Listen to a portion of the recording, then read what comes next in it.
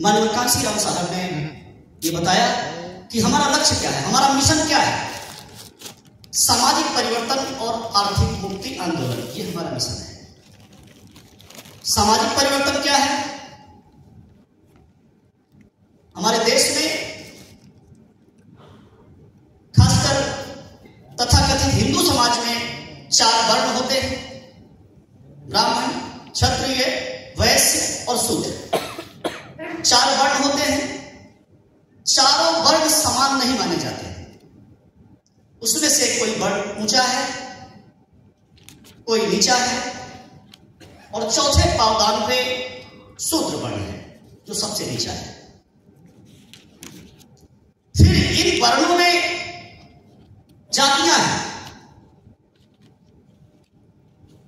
अकेले शूद्र वर्ण में मंडल कमीशन की रिपोर्ट के आधार पर 6,743 जातियां हैं। ये जातियों की गिनती 1977 में हुई थी। 1980 में मंडल कमीशन की रिपोर्ट आई थी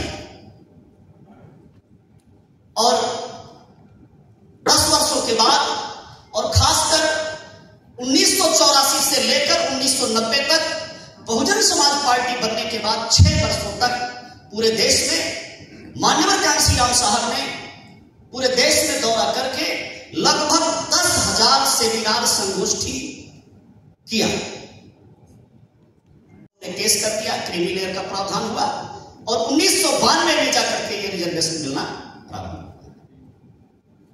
तो सम्मानित साथियों, ये जो 6,000 टुकड़ों में हम लोग बटे हुए हैं, इसमें भी हम सभी लोग समानांतर नहीं।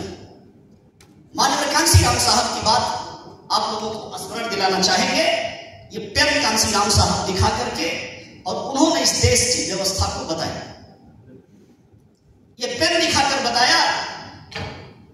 इस पेन में जो ऊपर का ये हिस्सा है ये 15% और ये जो नीचे का हिस्सा है ये 85% है।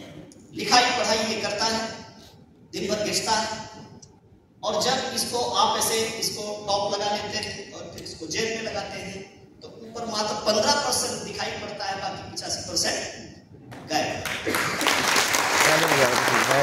ये माननीय कांशीराम जी ने इस पेन के जरिए समझाना शुरू किया। तो ये जो विभेद है, ये जो ऊंच नीच है, ये जो छुआछूत है, ये जो शोषण दमन है, इन 6,000 जातियों का जो हमारा 2 शब्द है, सामाजिक परिवर्तन और आर्थिक मुक्ति आंदोलन। तो सामाजिक परिवर्तन किस चीज का, काहे का सामाजिक परिवर्तन? ये सामाजिक परिवर्तन आंदोलन को समझना होगा। आप लोग वर्तमान में जो हालात देश की है, संविधान को लेकर के जो बातें चल रही हैं, जो बातें आज रिजर्वेशन को लेकर के ज्वलंत बनी हुई हैं, इन सारी बातों को समझने से पूर्व बहुजन समाज पार्टी का कैडर समझना होगा। सामाजिक परिवर्तन इस बात का कि ये जो 6,000 जातियों में बटे हुए लोग हैं और ये जो 4 वर्ग हैं, इन सबको सामाजिक रूप से बराबरी का दर्जा दिया जाए।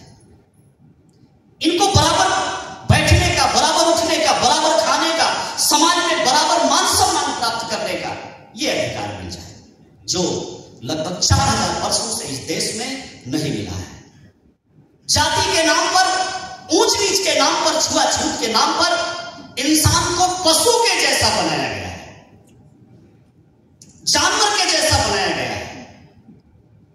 इसी भारत भूमि पर कुछ लोग देवता के तुल्य सम्मान पाते हैं और कुछ लोग जानवर से भी बदतर अपमान पाते हैं।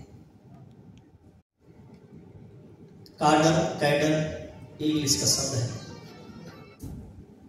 इसका मतलब होता है a group of people who are specially chosen and trained for a particular purpose।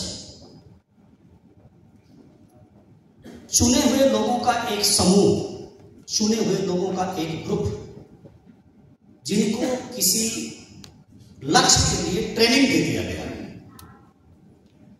किसी रिवोल्यूशनरी ऑर्गेनाइजेशन में लक्ष्य की प्राप्ति के लिए जिनको ट्रेनिंग दे दिया गया हो, ट्रेंड कर दिया गया हो, ऐसे चुने हुए लोगों को कैडर या काडर कहा जाता है। अर्थात आप यदि कैडर कैंप में उपस्थित हैं, तो इसका मतलब है कि कैडर के लिए आपको सेलेक्ट किया गया है। बिहार प्रदेश के तमाम हमारे कार्यकर्ता जो यहां पर उपस्थित नहीं हैं, उनमें और आप में ये कैडर लेने के बाद अंतर होगा। आपको सिलेक्ट किया गया है, आपको बुलाया गया है और आज आपको ये ट्रेनिंग दी जा रही है। लक्ष्य क्या है हमारा? सामाजिक परिवर्तन और आर्थिक मुक्ति।